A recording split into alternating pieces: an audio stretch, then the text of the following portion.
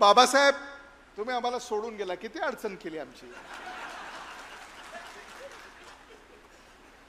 किती अडचण.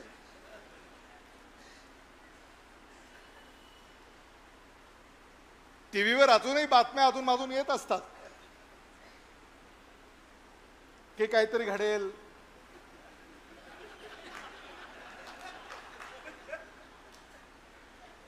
ऐकता की नाही,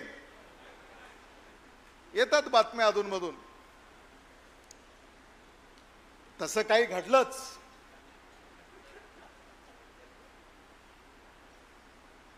जिल्हा बँकेमध्ये जे वातावरण आहे तेच वातावरण जिल्ह्यामध्ये देखील आपल्याला तयार करता येईल.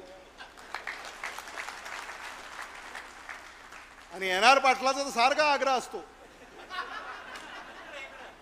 हो ना.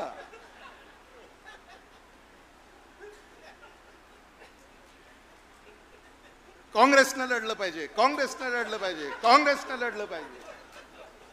तुम्हीच जर इकडे आलात तर काँग्रेसही लढेल आणि एन.आर. पाटलाची सुद्धा मागणी ही मंजूर होईल.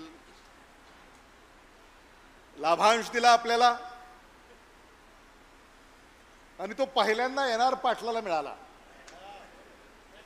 पण त्यांचं काय म्हणणं आहे, किती दिवस आम्हाला लाभ अंशावरच भागवणार आहात, लाभ कधी देणार आहात आम्हाला, असं सारखं त्यांचं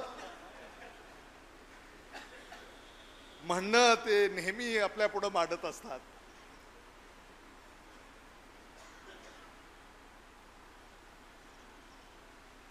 आणि आता महाराष्ट्रामध्ये बदल होत चाललेला आहे.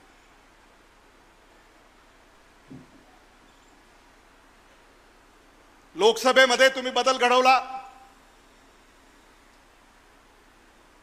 आपले खासदार डॉक्टर शिवाजी काळगे महाराष्ट्रामध्ये होत असलेल्या बदलाचे पहिले प्रतीक हे डॉक्टर शिवाजी काळगे आहेत.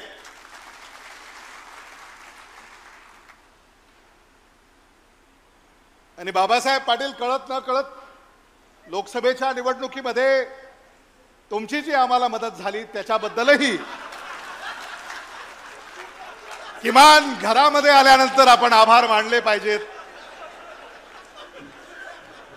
एवढं तरी आम्ही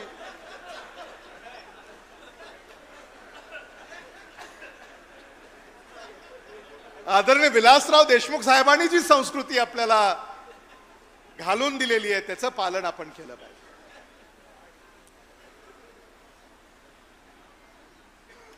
आणि म्हणून आता बदलाचे प्रतीक डॉक्टर शिवाजी काळगे यांच्यापासून आता या महाराष्ट्रामध्ये सुद्धा येणाऱ्या विधानसभा निवडणुकीमध्ये बदल झाल्याशिवाय राहणार नाही, हे मला मुद्दामून या ठिकाणी सांगितलं पाहिजे.